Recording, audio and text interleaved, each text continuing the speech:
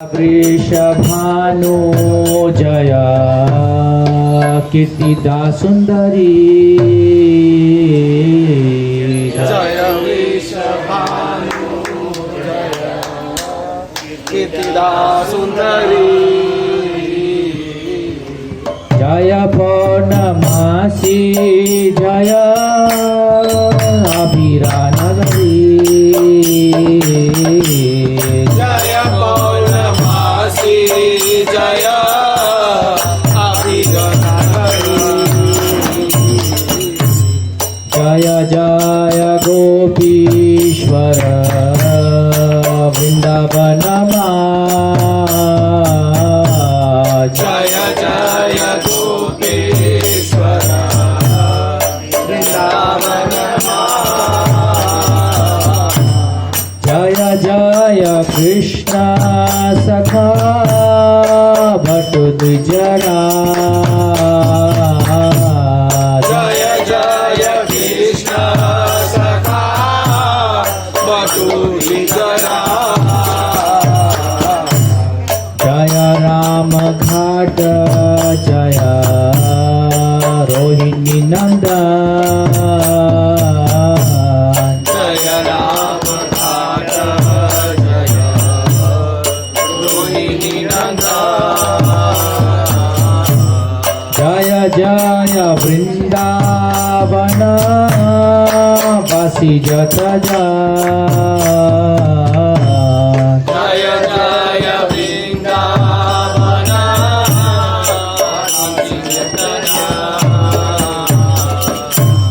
जय द्विज पत्नी जय नाग कन्या जय द्विज पत्नी जय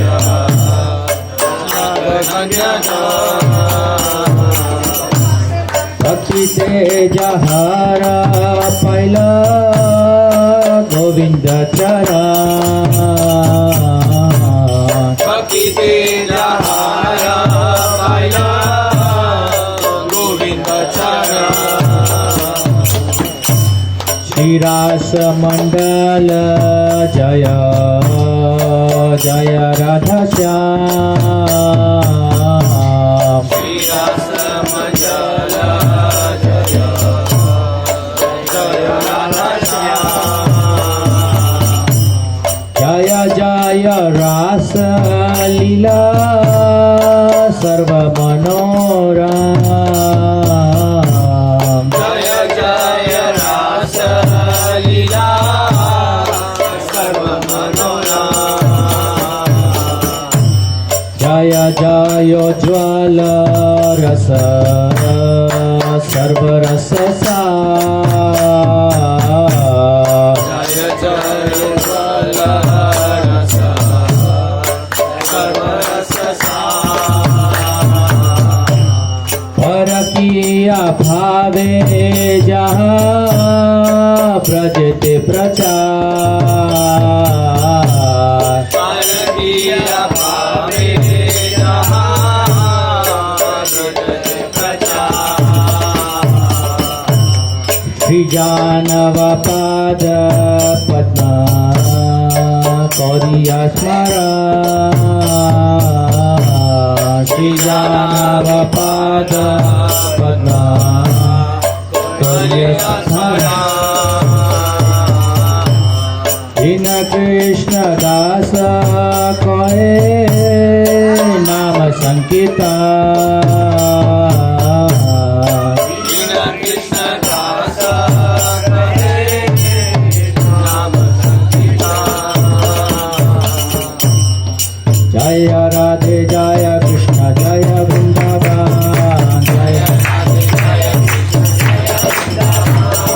जय राधे जय कृष्ण जय Vrindavan Shri Govind Gopinath Madan Mohan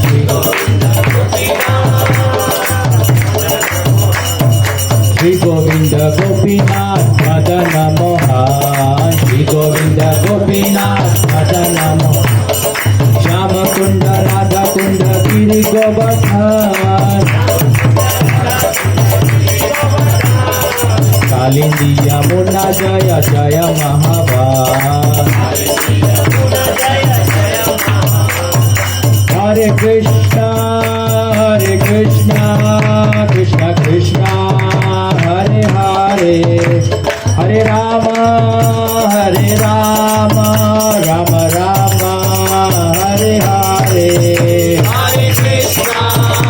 Hare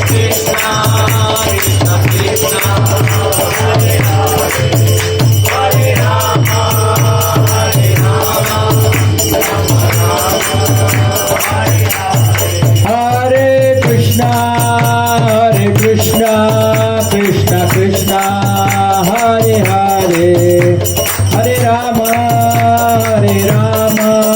Rama Rama, Hare Hare. Hare Krishna,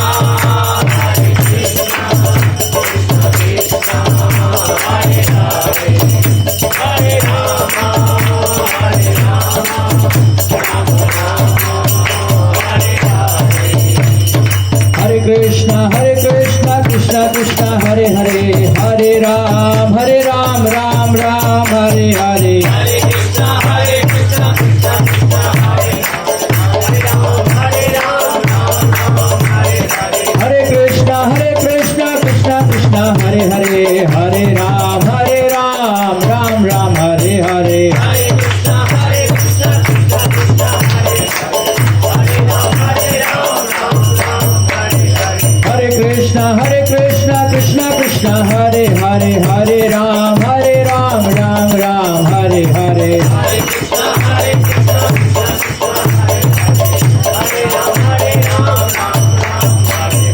Jaya Jaya Prabhupada,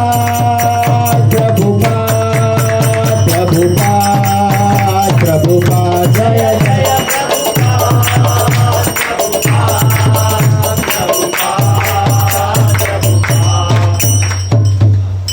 जय ओम विष्णुपाद परमहंस परिव्रजकाचार्य अष्टोत्तर सत श्री श्रीमद अभयचरणारविंद भक्ति वेदांत स्वामी श्री प्रभुपाद की जय। इस्कॉन संस्थापकाचार्य श्री प्रभुपाद की जय। जय ओम विष्णुपाद परमहंस परिव्रजकाचार्य अष्टोत्तर सत श्री श्रीमद भक्ति सिद्धांत सरस्वती गोस्वामी महाराज प्रभुपाद की जय। अनंत कोटि वैष्णव वृंद की जय। नामाचार्य श्री हरिदास ठाकुर की जय। प्रेम से कहो श्री कृष्ण चैतन्य प्रभु नित्यानंद श्री अद्वैत गदाधर श्रीवास आदि गौर भक्तवृंद की जय। श्री श्री राधा कृष्ण गोप गोपीनाथ श्याम कुंड राधा कुंड गिरि गोवर्धन की जय। वृंदावन मथुरा धाम की जय। नवदीप मायापुर धाम की जय। द्वारकापुरी धाम की जय। अयोध्यापुरी धाम की जय। गंगा माई की जय। जमुना माई की जय। तुलसी देवी की जय। भक्ति देवी की जय। समवेत गौर भक्तवृंद की जय। Gaura Premananda all glories to assembled devotees, all glories to assembled devotees, all glories to Shri Guru and Shri Gauranga.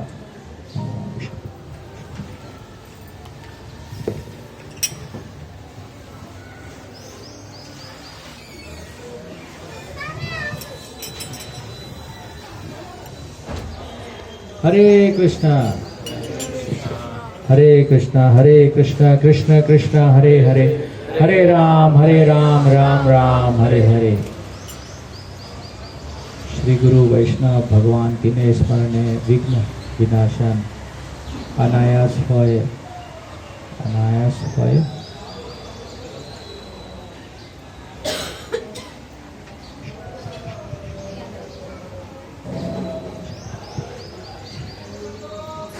हरे कृष्णा, आप सबका स्वागत है इस कार्यक्रम में।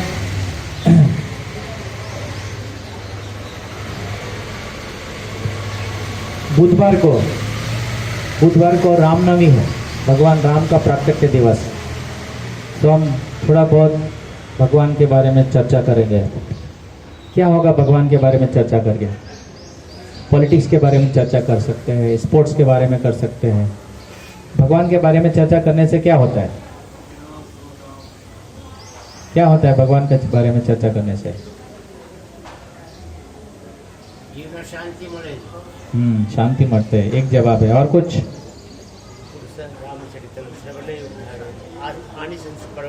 कर्म बंधन भी मुक्त है। कर्म बंधन से मुक्त है। हाँ, और कोई जवाब? भगवान के बारे में जानने को मिलेगा। नहीं, जानने को तो मिलेगा, लेकिन जान के करना क्या है? भगवान का स्मरण। स्मरण से क्या होता है? भगवान से प्रेम। प्रेम, ठीक है। हाँ तब कथा में तप्त जीवन। हाँ, तो सबसे उत्तम जवाब यह है कि भगवान को जानने से क्या होगा? एक है कि कर्म बंधन से हमें मुक्ति मिलेगी, लेकिन हमें मुक्ति भी नहीं चाहिए। वो गोल नहीं है। मुक्ति जो है जीवन का ध्येय नहीं है। जीवन का ध्येय है कृष्ण प्रेम प्राप्त करना, क्योंकि कृष्ण प्रेम प्राप्त है तो कृष्ण जहाँ चाहे हमें रखना रखेंगे हमें, चाहे कृष्ण हमें ऊपर के लोग दे, नीचे के लोग दे या वैकुंठ दे, वो कृष्ण के हाथ में है, भगवान कृष्ण के हाथ में है। तो भगवान कृष्ण गीता में बोलते हैं त्यक्तवा देहम पुनर्जन्म नायति मामेति स्वर्जुना। कृष्ण कथा सुनना मतलब पुनर्जन्म न विद्यते, है ना। जगन्नाथ जी का रथ यात्रा करते हैं, जगन्नाथ जी का रथ यात्रा में कोई भाग लेता है तो ऐसा बताया गया है कि जो भगवान को दर्शन करता है उसको फिर पुनर्जन्म नहीं होता। कुंती महारानी बोलती है कि जो अपूर्ण भवत दर्शनम, है ना, क्या है वो श्लोक, कहाँ से शुरू होता है? विपदा संतु शाश्वत तत् तत् जगत गुरु। कुंती महारानी बोलते हैं कि जो आपका अगर दर्शन प्राप्त कर लेता है उसको पुनर्जन्म नहीं होगा, ऐसा बताया गया है। तो बात यह है कि सब लोग को तो पता है, सब लोगों ने टीवी में देखा है, सब लोगों ने मूवी में देखा है, सब लोगों ने सीरियल में देखा है, बहुत सारे सीरियल देख लिए हमने। तो फिर इसका मतलब क्या है कि हमने जान लिया भगवान को। भगवान को जानना तत्व से जानना होता है। क्या होता है तत्व से जानना? भगवान कृष्ण प्रकट हुए 5000 साल पहले, भगवान राम प्रकट हुए अयोध्या नगरी में और उन्होंने रावण का वध किया। उसी तरह से भगवान कृष्ण ने धर्म का स्थापना किया और फिर बाद में कंस जैसे असुरों का दमन किया, धर्म का स्थापना किया। इतना ही जानना काफी नहीं है। जानना यह है कि वो प्रकट इस जगत में क्यों होते हैं। सब लोग को ये फेमस श्लोक पता है, यदा यदा ही धर्म से, सब लोग के मुंह पर है कि नहीं? परंतु तत्व से जानना चाहिए। तत्व से जानना मतलब क्या हुआ वो हम सुनेंगे। जैसे बहुत सारे गलत धारणाएं हमारे, भगवान जन्म लिए फिर भगवान मर जाते हैं, है ना, ऐसा ही सुना है हमने। ये तत्व नहीं है, क्योंकि भगवान मरते नहीं है। भगवान का प्राकट्य दिवस होता है, भगवान का मरण दिवस नहीं होता कभी ना। भगवान प्रकट और अप्रकट होते हैं। भगवान इस भौतिक जगत के नहीं है। अगर हम ये जान लेते हैं तो इसको तत्व से जानना हुआ। तत्व से जानना ये हुआ कि भगवान का प्राकट्य और भगवान का अप्राकट्य और भगवान का लीला इस भौतिक प्रकृति द्वारा दूषित नहीं है। इसको समझना तत्व से जानना हुआ। जैसे कि भगवान असुर का वध करते हैं, यानी कि हत्या हो गया, एक तरह से हत्या ही हुआ ना। महाभारत युद्ध बहुत बड़ा हत्या हुआ, बहुत बड़ा, सबसे बड़ा युद्ध हुआ था, है ना। 64 करोड़ लोगों का हत्या हो गया था महाभारत युद्ध में। तो देखने से तो ऐसा लगता है कि हत्या है, वास्तव में हत्या नहीं है। कि भगवान की योजना के अनुसार ये सब कार्य हुआ है, भगवान की इच्छा अनुसार ये सब कार्य हुआ। भगवान के प्रेजेंस में अगर कोई व्यक्ति शरीर छोड़ता है तो वो इस भौतिक जगत में वापस नहीं आता है। अगर हम ऐसा समझ के कथा को सुनते हैं गुरु शिष्य परंपरा के द्वारा, तो वो तत्व से जानना हुआ। भगवान इस प्रकृति के अंदर, भगवान को इस प्रकृति का बंधन नहीं लगता। अगर ऐसा आप समझ रहे हैं तो आप तथा जो कथा सुन रहे हैं वो तत्व से हो गया। प्रकृति के 3 गुण हैं, सत्व गुण, रजोगुण और तमोगुण। तो भगवान इन तीनों प्रकृति के गुण में नहीं बनते। भगवान को किसी का शाप नहीं लगता। कहीं हमने देखा है कि कहीं पर लिखा रहता है कर्म का बंधन तक किसी को छोड़ता नहीं है। तो फिर हम अगर सोचते हैं कि भगवान को भी कर्म का बंधन लगता है तो तत्व से जानने नहीं हम। भगवान को कर्म का बंधन नहीं लगता है, क्योंकि भगवान का कर्म दिव्य है। दिव्य इसलिए है क्योंकि प्रकृति के नियम उनके ऊपर लागू नहीं होता, ठीक है। इसलिए भगवान जो भी कुछ करते हैं वो पूर्ण है, पूर्ण है। हम जो भी कुछ करते हैं उसमें त्रुटि होती है, हम जो भी कुछ कार्य करते हैं उसमें बंधन होता है। भगवान जो भी कुछ कार्य करते हैं वो कार्य नहीं होता है, वो भगवान का लीला होता है। अब भगवान जब प्रकट होते हैं और अप्रकट होते हैं, भगवान असुर को मारते हैं, भगवान किसी का उद्धार करते हैं, सब जो लीला है वो सब दिव्य होते हैं। इसलिए जो ये कथा सुनता है भगवान के बारे में इस तरह से, तो उसका पुनर्जन्म नहीं होता। ठीक है। अब भगवान राम प्रकट हुए हैं, हम सब जानते हैं, अयोध्या में प्रकट हुए थे, है ना। अब ये वाल्मीकि रामायण है, इसमें से थोड़ा सा चर्चा करेंगे, ज्यादा समय नहीं है हमारे पास। तो इस ग्रंथ के अंदर, इस ग्रंथ का प्राकट्य किस प्रकार से हुआ वो थोड़ा सा चर्चा करेंगे, ताकि आप लोगों को इसमें रुचि आ जाए और आप ये ग्रंथ अभी तुरंत ले लें और आज से शुरू कर दीजिए। आप इसको ध्यानपूर्वक पढ़ना, क्यों पढ़ना है आपको पता चलेगा। तो इस ग्रंथ का रचना किया है वाल्मीकि जी ने। वाल्मीकि कैसे किया था, तो उसका छोटा सा कथा है कि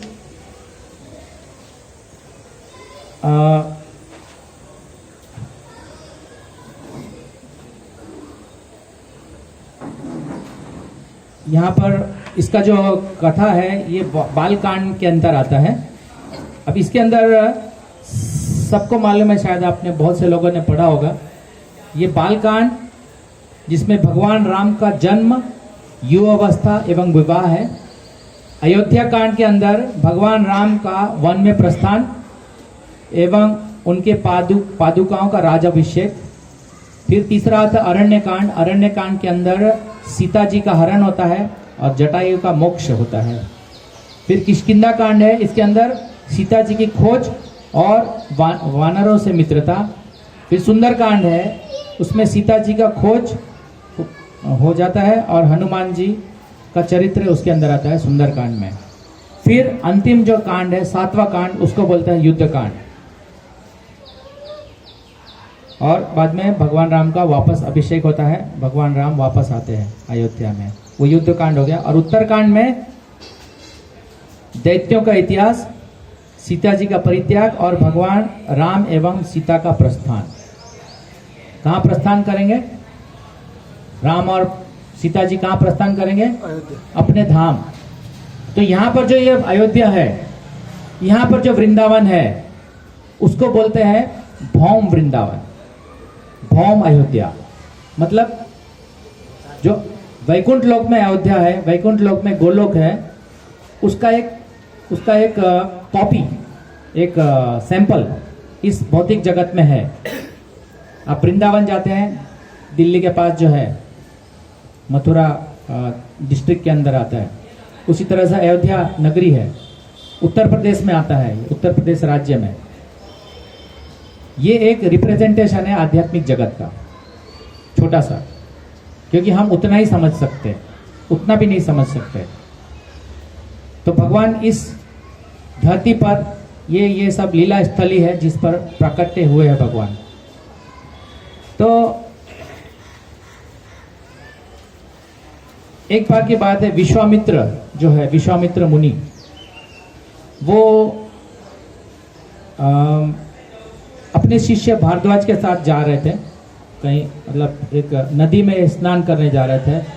उसी समय उन्होंने एक पक्षी, एक शिकारी ने एक पक्षी का हत्या कर दिया। तो आप पढ़ सकते हैं इसके अंदर, डिटेल में मैं बता नहीं रहा हूँ। तो पक्षी का हत्या हो जाता है, तो जो विश्वामित्र है उनको बहुत वेदना होती है, उनको बहुत दुख होता है। स्वाभाविक है, अगर आप किसी का हत्या हुआ देखेंगे तो आपको लगेगा कि ये बहुत, मतलब आपका हृदय द्रवित हो जाएगा, है ना। आपको लगेगा कि ये ऐसा नहीं होना चाहिए, किसी का हत्या या किसी के साथ कुछ गलत होता है तो आपको लगता है कि ये गलत हो रहा है। तो इसी तरह से विश्वामित्र जो है उनको ऐसे हुआ और उनके हृदय में करुणा का भाव आया।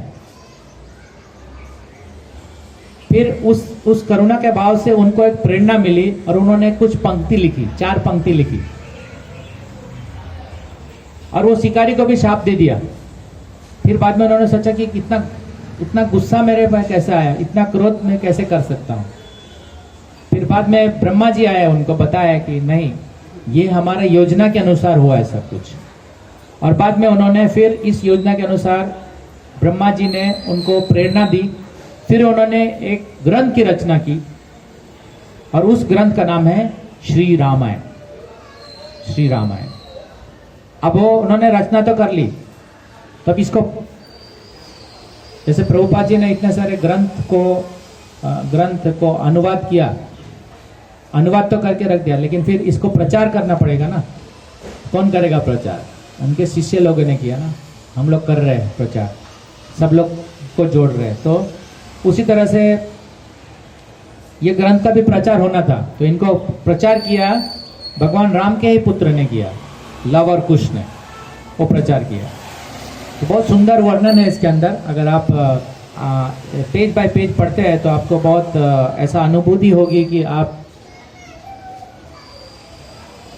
त्रेता युग में चले गए, ऐसा वर्णन है। तो बहुत सुंदर अयोध्या नगरी का वर्णन हुआ है इसके अंदर, तो आप पढ़ सकते हैं इसको।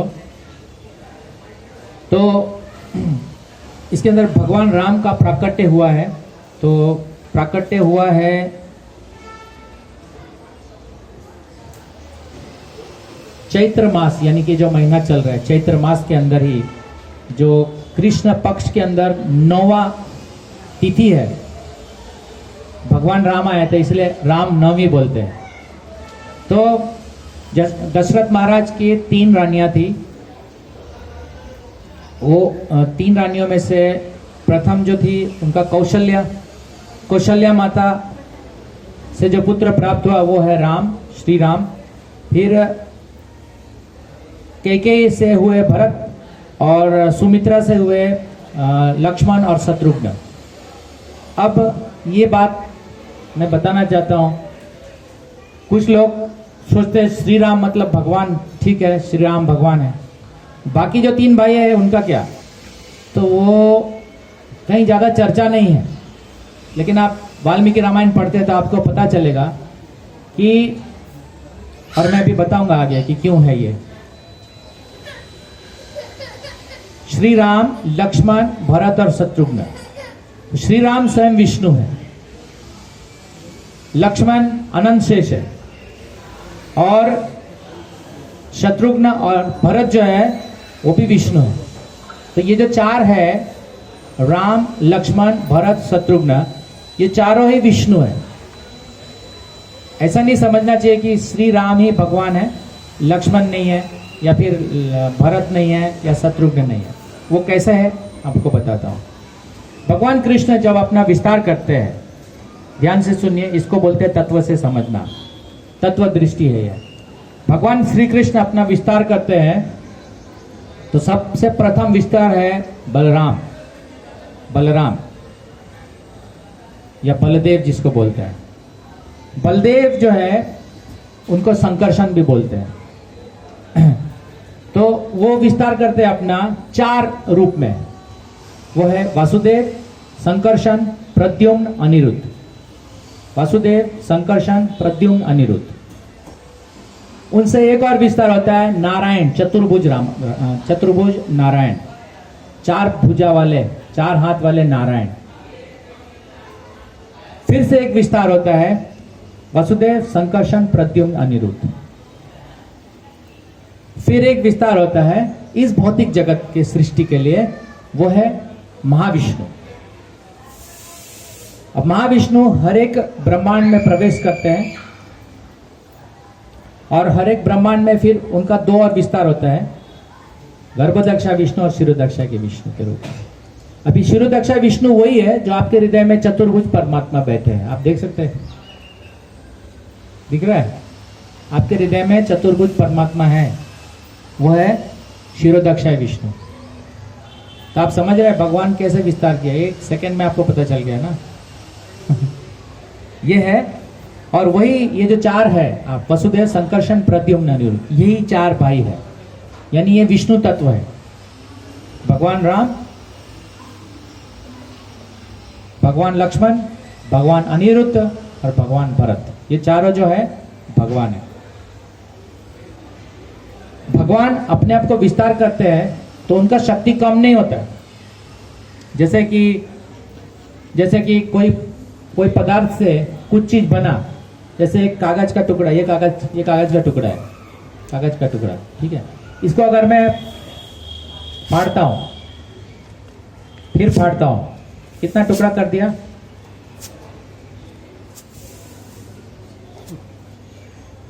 पूरा फट गया, यानी कि इसका अस्तित्व समाप्त हो गया। तो भगवान का ऐसा नहीं होता है। भगवान अपना विस्तार करते तो उनका अस्तित्व समाप्त नहीं होता। ये भौतिक है, इसलिए अब वो कागज का टुकड़ा कागज नहीं रहा, अब कागज जो है वो टुकड़ों में चला गया, यानी कि वो क्षीण हो गया, खत्म हो गया। भगवान ऐसा नहीं है। इसीलिए भगवान कितना भी विस्तार करे, उनका शक्ति खत्म नहीं होता। इसको बहुत अच्छे से उदाहरण के रूप में ब्रह्म संहिता में बताया कि जैसे आपने एक दीप जलाया, फिर उसी दीप से दूसरा दीप जलाया, फिर और तीसरा दीप जलाया, ऐसे 50-100 दीप जला सकते हैं। तो आपको उसके अंदर जो फ्लेम है, उसके अंदर जो फ्लेम, जो अग्नि का जो ज्वाला है, वो एक ही जैसा दिखता है, एक ही जैसा होता है, कोई उसमें फर्क नहीं है। ठीक उसी प्रकार से ये चारों या विष्णु, कोई भी तत्व में कोई अंतर नहीं है। वही विष्णु है, वही राम है, वही कृष्ण है। आप समझ रहे हैं? खाली अलग अलग युग में प्रकट होते हैं भगवान, इसलिए अलग अलग नाम होता है, अलग अलग युग, अलग अलग अवतार लेते हैं, लेकिन वो विष्णु विष्णु ही रहते हैं। ठीक है, तो आपके जानकारी के लिए बता दूं कि अभी जो युग चल रहा है,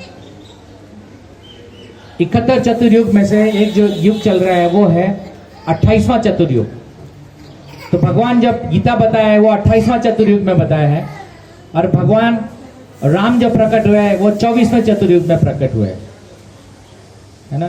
तो अलग अलग साइकिल में होता है, भगवान वही रहते हैं, अलग अलग रूप में प्रकट होते हैं, कोई अंतर नहीं है इसमें। ठीक है, तो ये है तत्व में समझाने का प्रयास किया। आप पढ़ सकते हैं इसके अंदर भगवान राम कैसे एक मनुष्य के रूप में जन्म लिए। वास्तव में जो हमारा जो रूप है, ये मनुष्य वाला रूप है, असली में भगवान का भी ऐसे ही रूप होता है। बाइबल में लिखा हुआ है कि man is made out of the image of God, यानी कि बाइबल में ऐसा बताया गया है कि जो मनुष्य है वो भगवान का ही रूप है। और हम भी पढ़ते हैं हम भगवान के अंश है ना। तो भगवान का जो असली रूप है ना, वो ये द्विभुज रूप है, जो भगवान गोलोक वृंदावन में रहते। इसलिए भगवान ऐसे रूप में भगवान ने अपना रूप दिखाया है। भगवान ने अर्जुन को यही रूप दिखाया है। तो भगवान का जो रूप है 2 भुज वाला, 2 हाथ वाला है, और मनुष्य भी 2 हाथ वाला है ना। तो हम भगवान के अंश है।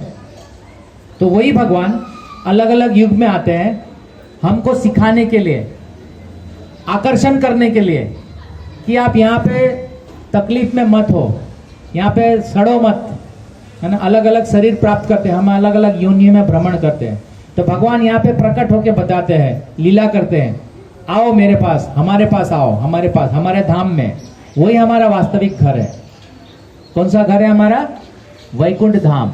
उसमें अलग अलग जैसा आपका भावना, आप अगर हनुमान जी जैसे भक्त बन गए, हनुमान जी जैसे महान भक्त जो भगवान राम को ही हमेशा आराधना करना चाहते हैं, तो आप शरीर छोड़ने के बाद आप अयोध्या धाम में जाएंगे, जहां पर आप भगवान राम, सीताराम, लक्ष्मण उनका सेवा करेंगे। अगर आप गोपियों जैसा भाव रखते हैं या अर्जुन जैसा भाव रखते हैं, तो आपको ये शरीर छोड़ने के बाद आपको वो धाम मिलेगा जहां पर भगवान कृष्ण जैसे वृंदावन में लीला करते हैं, वही जगह आपको मिलेगा। अगर आप चतुर्भुज विष्णु का उपासना करते हैं, है ना, लक्ष्मी नारायण के रूप में उपासना करते हैं, तो आपको वो धाम मिलेगा जो वैकुंठ धाम में है। वहां पर आप वहां पे जा सकते हैं। तो ये है, अगर आप इसको अपने जीवन भर प्रयास करेंगे तो ये संभव है। 1 सेकंड में प्रयास संभव नहीं है। आप सोचते हैं 1 मिनट में नाम ले लिया, वो संभव नहीं है। क्योंकि एग्जाम जो है ना, पूरा साल भर पढ़ने के बाद ही एग्जाम दे सकते हैं आप। ऐसा नहीं कि कल एग्जाम है और आज मैं समझ लूँ, पढ़ लूँ, इंटरनेट देख लो, पूरा इंसाइक्लोपीडिया देख लो, ऑक्सफोर्ड का बुक्स पढ़ लो, ऑक्सफोर्ड यूनिवर्सिटी चले जाओ। आप संभव नहीं है कि कल एग्जाम है पास कर लेंगे। तो एग्जाम को पास करने के लिए आपको पूरा साल भर तैयारी करना पड़ता है।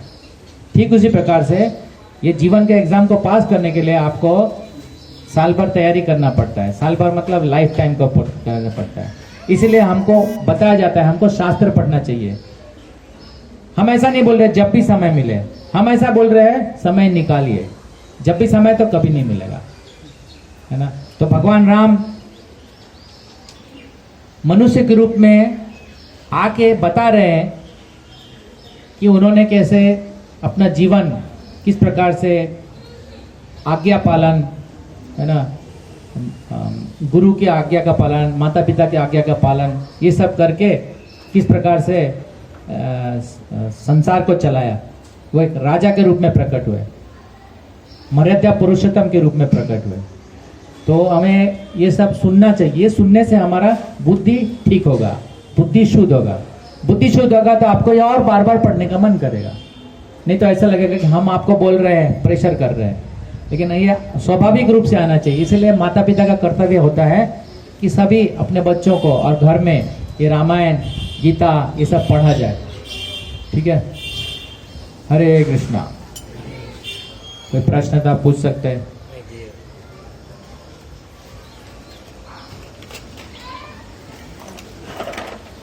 कोई आपत्ति है तो बोल सकते हैं।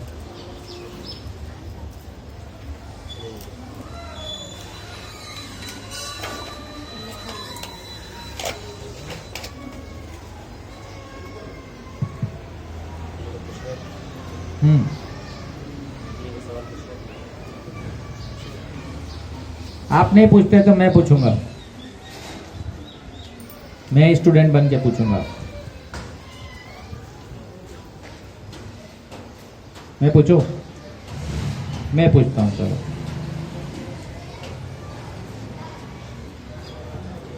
कुछ लोग ऐसा बोलते हैं कि भगवान राम पहले प्रकट हुए, भगवान कृष्ण बाद में प्रकट हुए। तो इसका क्या क्या उत्तर है? कुछ लोग ऐसा पूछते हैं भगवान राम पहले प्रकट हुए तो वो बड़े हो गए, कृष्ण बाद में प्रकट हुए, कृष्ण तो अभी अभी आए। तो इसका क्या उत्तर है? मेरा प्रश्न है, अगर आपको आता है तो मुझे बताइए। 10 तक गिनूंगा। 1 2 3 4 5 6 7 8 9 10। जल्दी करना है प्रोग्राम। ऐसा है कि ये जो आप देख रहे हैं अभी का समय, अभी क्या है 2024 हो रहा है। ये 2024 कितना पुराना है? 2024 साल पुराना है। कल कोई दूसरा कैलेंडर आएगा, है कि नहीं? किसी और दूसरा कैलेंडर आएगा। अभी 2024। This is as per modern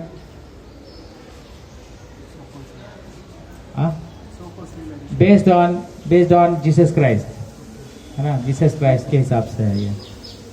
हमारा जो कैलकुलेशन है this is far far beyond Jesus Christ. हमारा जो सभ्यता है ये सनातन सभ्यता करोड़ों करोड़ों वर्ष पुराना है। कितना पुराना है हमारा सभ्यता? हमारा सभ्यता कितना पुराना है? हाँ, सनातन है। सनातन इज द राइट वर्ड, है ना। सनातन मतलब वो सभ्यता जो सृष्टि के शुरू होने से के साथ ही है।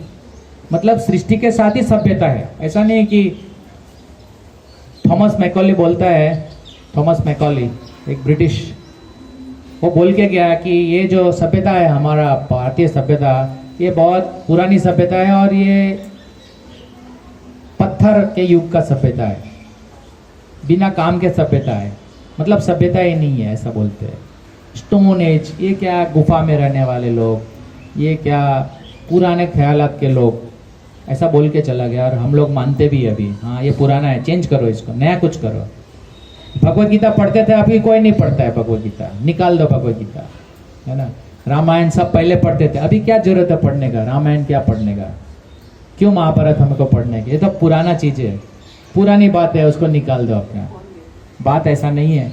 बात ऐसा है कि जो पुराना हमारे पास जो हमारा संस्कृति है वो अनमोल है। जो ऐसा समझता है कि हमारा संस्कृति बेकार का है वो हिप्पी है। हिप्पी है मतलब वहाँ वर्ण संकर है, वो सभ्यता बिगाड़ने वाली बात है। ये जो ऐसा समझता है ये बेकार की चीज़ है, इसको निकाल दो, ऐसा अगर जो समझते हैं तो इसीलिए आप समझिए कि जो क्लासिफिकेशन है वो है सतयुग, त्रेतायुग, द्वापर युग, कलयुग। एक बार पूरा हो जाता है तो इसको एक युग बोलते हैं। ऐसा 1000 बार पूरा होता है तो इसको बोलते हैं 1000 चतुर्युग। अभी 1000 चतुर्युग बराबर ब्रह्मा जी का एक दिन होता है। तो ऐसे कितने सारे साइकिल्स चलते हैं, सतयुग, त्रेतायुग, द्वापर युग, कलयुग, खत्म हो गया, फिर से सतयुग, त्रेतायुग, द्वापर युग, कलयुग। तो ऐसा करके वर्तमान समय में मनु के हिसाब से 71 चतुर्युग होता है एक मनवंतर के अनुसार, 71 चतुर्युग। तो अभी जो चल रहा है 28वां चतुर्युग चल रहा है। 28वां चतुर्युग में भगवान कृष्ण ने कुरुक्षेत्र में भगवत गीता कही है 28वें चतुर्युग में। 24वें चतुर्युग में भगवान राम का प्राकट्य हुआ था 24वें चतुर्युग में। ठीक है, इसके हिसाब से अगर कैलकुलेशन करेंगे तो 24 चतुर्युग और 28वां चतुर्युग। तो भगवत गीता जो भगवान राम है वो प्रकट हुए थे आज से 10 करोड़ साल पहले। और भगवत गीता जो बताई गई थे कृष्ण भगवान ने वो है 12 करोड़ साल पहले। और अभी हमने सुना कि दोनों में कोई अंतर नहीं है, जो भगवान राम और भगवान कृष्ण एक ही व्यक्ति है। तो इसलिए अगर ये प्रश्न ही मूर्खता का है कि कौन पहले है और कौन बाद में है, क्योंकि ये साइकिल अनलिमिटेड साइकिल है। ठीक है, तो अब मैं इसलिए पूछा कि आपको प्रश्न पूछने के लिए प्रेरणा दूं। आप पूछ सकते हैं कोई भी सवाल जब तक कि प्रसाद का टाइम नहीं होता। बोलिए।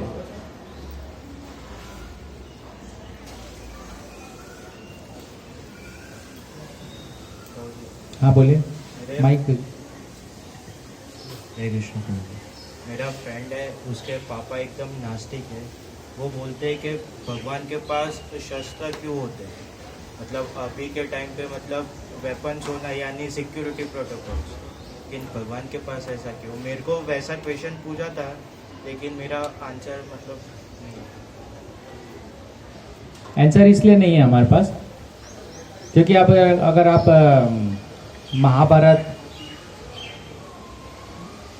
महाभारत, रामायण, भगवत गीता को अगर ध्यान पूर्वक तत्व दृष्टि से पढ़ते हैं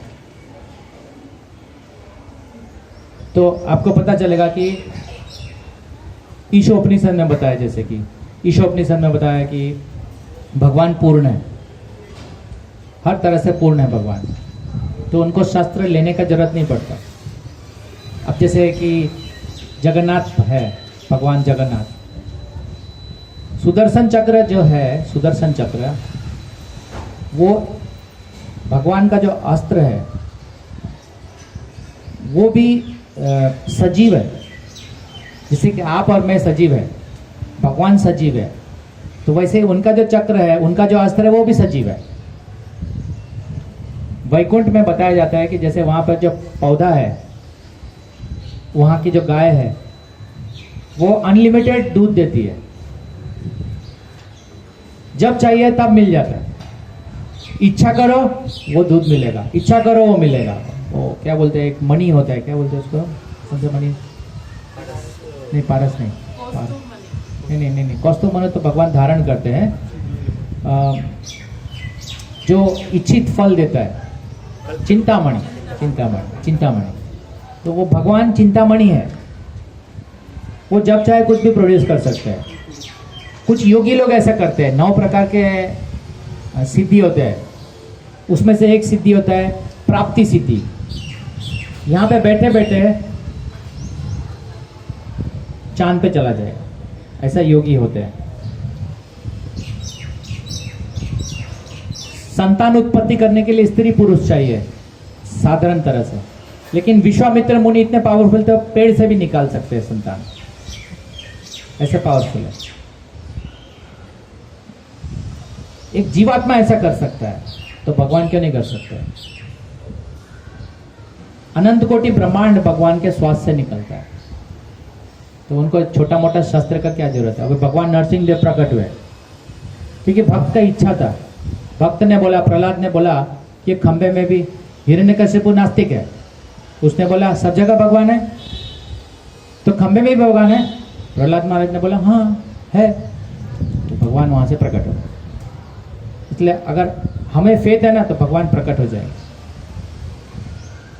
अगर हम सोचते हैं कि डाउट करते हैं भगवान के ऊपर, तो भगवान प्रकट नहीं होंगे। जैसे कि है ना, बहुत सारे ऐसे कथा है जिसमें कि अभी खीरचोरा गोपीनाथ है, आप जा सकते हैं खुद, अभी कुछ ज़्यादा पुराना नहीं है, आप जा सकते हैं वहाँ पर।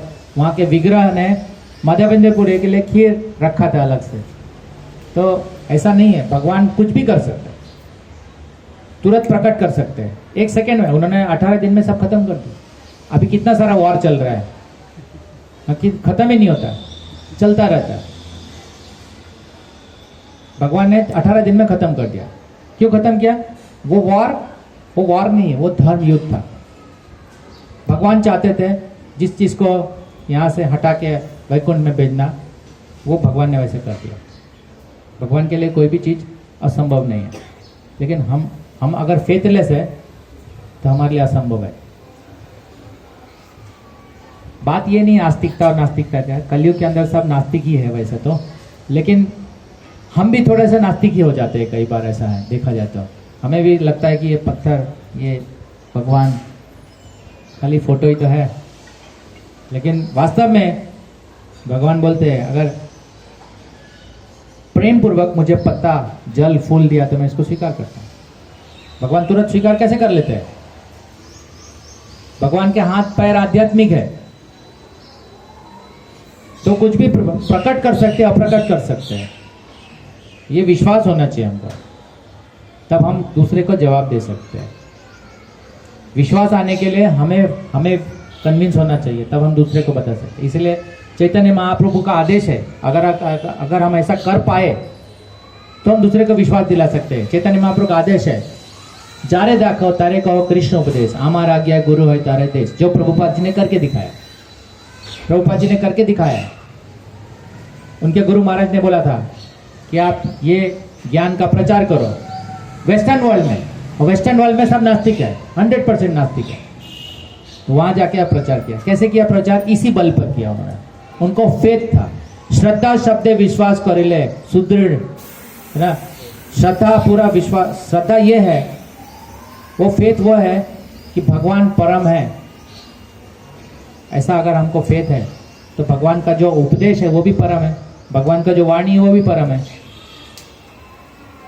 उन्होंने बोला है चैतन्य महाप्रभु ने कि जितना भी नगर है, ग्राम है, सब जगह मेरा प्रचार होगा। तो प्रभुपाद जी को ये बात पता था क्योंकि शास्त्र में लिखा है, और किसी को नहीं प्रचार, फेथ नहीं था।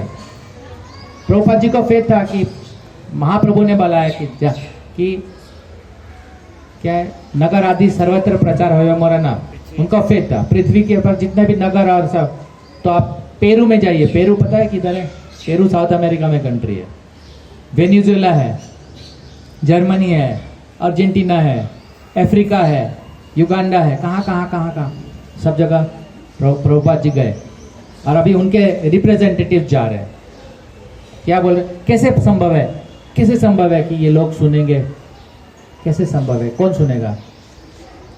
हमें भी नहीं पता चलता है, लेकिन हमें आदेश है, तो इसलिए हम सब जगह चले जाते हैं बुक लेकर, क्योंकि हमें पता है प्रभुपाद जी ने बोला है कि आपको ये करना है।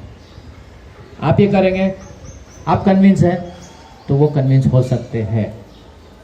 Purity is the force, Prabhupada ji ने बताया। इसलिए आपके प्योरिटी होना चाहिए, वो साधना से आता है। ग्रंथ को ठीक प्रकार से पढ़ने, मार्गदर्शन में पढ़ने से आता है, जप माला करने से आता है, तब आप बोल सकते हैं किसी को। ये पावर आता है, पावर भगवान देते हैं। जब पावर आता है तो ही प्रचार होता है, और पावर शुद्धता से होता है। ठीक है, क्या हुआ? टाइम हो गया? बिफोर कर दिया क्या? हाँ ठीक है। कोई प्रश्न नहीं है ना? है तो बोलिए, क्योंकि अभी प्रसाद जब तक नहीं आता तब तक आप प्रश्न कर सकते हैं।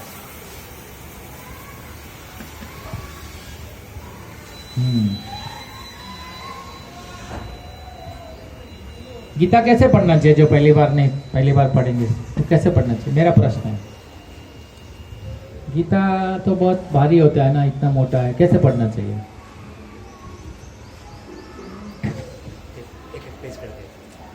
हाँ, जैसे उनको मैं ऐसा बोलता हूँ, आप कितना रोटी खाते हैं?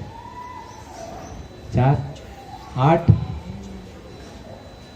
अच्छा, आप बता रहे हैं 2 रोटी खाते हैं आप बता रहे हैं, ठीक है। इसी तरह से इसमें 20 पेज पढ़िए आप। थोड़ा ज़्यादा करना चाहिए, 2-4 पेज नहीं, थोड़ा ज़्यादा होना चाहिए, लालच होना चाहिए।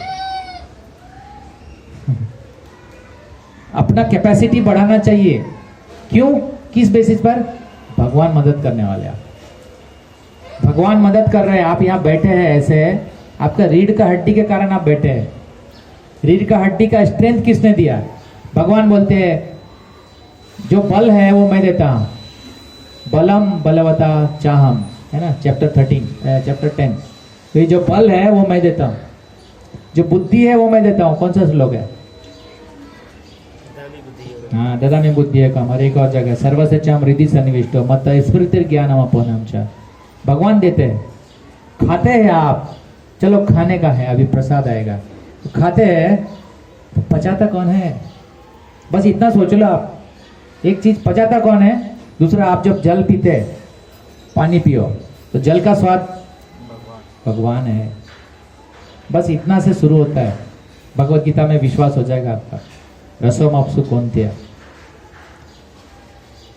तो जो पाचन है, भगवान बोलते हैं 4 प्रकार के अन्न मैं पचाता हूँ। आप कुछ भी नहीं कर सकते, कुछ भी नहीं कर सकते। ये बच्चा असहाय है, थोड़ा हाथ पैर चलेगा तो वो सोचेगा मैं पावरफुल हूँ। वो पावरफुल नहीं है। उसी तरह से हम पावरफुल नहीं है, भगवान ही पावरफुल है। और भगवान पावर देते हैं हमको उनके आदेशों के द्वारा, और उनके आदेश को कार्यान्वित करने वाले गुरु के द्वारा, जो हमें बताते हैं कि कैसे असंभव कार्य संभव हो सकता है। जैसे प्रभुपाद जी ने असंभव कार्य संभव कर दिया। 70 साल की उम्र में उन लोगों को प्रचार किया जिससे कभी आशा भी नहीं कर सकते हैं कि वो कभी हरे कृष्ण महामंत्र बोलेगा, कभी आशा भी नहीं कर सकते। ऐसा कार्य, असंभव कार्य संभव कर सकते हैं अगर हमको फेथ है भगवान के ऊपर, और ये शास्त्र के ऊपर फेथ है। फेथ होने के लिए आपको ये ध्यानपूर्वक पढ़ना चाहिए, ठीक है। किसके पास रामायण नहीं है? ये वाल्मीकि रामायण किसके पास नहीं है? आपके पास नहीं है तो आज ही ले लीजिए। और किसके पास? सबके पास है। कोई हाथ नहीं उठा रहा है, इसका मतलब है मैं जो बोल रहा हूँ वो समझ में नहीं आ रहा है। किसी के पास नहीं है? नहीं है तो बस ले आइए आप बुक वहां से ले आइए, लेके आइए तुरंत। और किसके पास ये नहीं है? ये जीवन है। अगर ये नहीं है तो आप मरे हुए हैं। सॉरी ये नहीं है, आदमी डेड है। Without this you are dead, है कि नहीं? और जिसके पास है ये, वो पढ़ नहीं रहे हैं, वो मरे हुए हैं आधे। तो जिंदा हो जाओ, आप जीवित हो जाओ, सजीव हो जाओ, एक्टिव हो जाओ, पढ़िए आप इसको, ठीक है। अभी आपके पास रामायण आ रहा है, जल्दी आप कोई जाओ उनके साथ, बहुत सारा लेके आना पड़ेगा। बस एक आदमी गया, आप जाएंगे तो आपको लाना पड़ेगा फिर। बोलिए कोई है तो फिर हम खत्म करते हैं। बोर हो गए आप तो? बोर नहीं हुआ तो आप पूछिए, आपको कोई पूछना है तो पूछिए। नहीं, माइक दीजिए। मैं और पति पत्नी दोनों सुबह से गीता का अध्ययन करते हैं। 18 अध्याय रोज पढ़ते हैं। रोज एक अध्याय करता है, और भक्ति संदेश ये करता है। अच्छा, बहुत अच्छा। लेकिन कौन से समय में पढ़ते हैं? सुबह पढ़ते हैं कि शाम को? सुबह और सुबह टाइम नहीं होता तो कभी भी क्या कि भगवान को प्रार्थना करके बोलते हैं कि भाई हमको जब टाइम। तो आज सुबह आपने क्या पढ़ा? है? आज सुबह क्या पढ़ा? आज सुबह से नहीं हुआ। नहीं हुआ तो कल सुबह क्या पढ़ा था? आज आप लोगों का ये तो आप तैयारी कर रहे थे? गया था, इसलिए मैं आप तैयारी कर नहीं रहे थे? पढ़ पाया। हाँ, और गीता पढ़ने से मन थोड़ा शांत हो जाता है। हाँ, मन शांत करने के लिए नहीं गीता। और भगवान मन शांत करना है तो आप सो जाइए। मन शांत करने के लिए गीता नहीं है। मन शांति के लिए गीता नहीं है। ना मन शांति के लिए नहीं पड़े। जब मन को आप शांत करना है ना। भगवान का नाम का अध्ययन करते हैं तो जो पहले का जो विचार है वो विचार अलग हो जाता है। मेरा कहना ऐसा है। और आप जो लोग बोलते हैं वो उसमें मैं इतना गुंडा समझ नहीं सकता हूँ। बाकी जो था वो मैंने बता दिया। तो आप भागवत पढ़िए। भागवत है हमारे पास। गीता पढ़ लिया? कितने बार पढ़ लिया आपने? भगवत गीता ही नहीं, कितने बार पढ़ लिया आपने? और दूसरा जो आपने बताया गीता। हाँ, तो आपने मेरा उसका है। बड़ा क्या बुक है ना, हमारे पास भागवत पुराण है। वो अस्मिता बहन ने मेरे को प्रेजेंट दिया है। उसको लगा कि ये कृष्ण के बारे में हर रोज सुबह हाँ, तो प्रेजेंट दिया। हाँ, तो मैं समझता हूँ कि आपके पास भागवत पुराण होना चाहिए। अभी भागवत पुराण ले आइए आप। भागवत पुराण ले लीजिए आप, ठीक है। नेक्स्ट स्टडी होता है, ये शुरुआती अवस्था है, इसको रोज पढ़ना है। लेकिन एक और ग्रंथ है जिसको भागवत पुराण बोलते हैं, वो इसके नेक्स्ट स्टडी आता है। तो भागवत पुराण ले लीजिए, हमारे पास है गाड़ी में, ठीक है।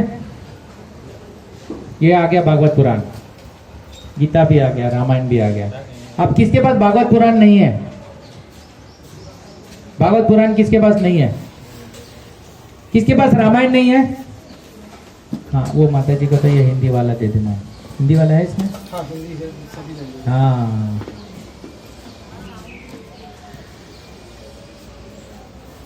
किसके पास नहीं है वो ले सकते हैं। मैं बंद कर दीजिए।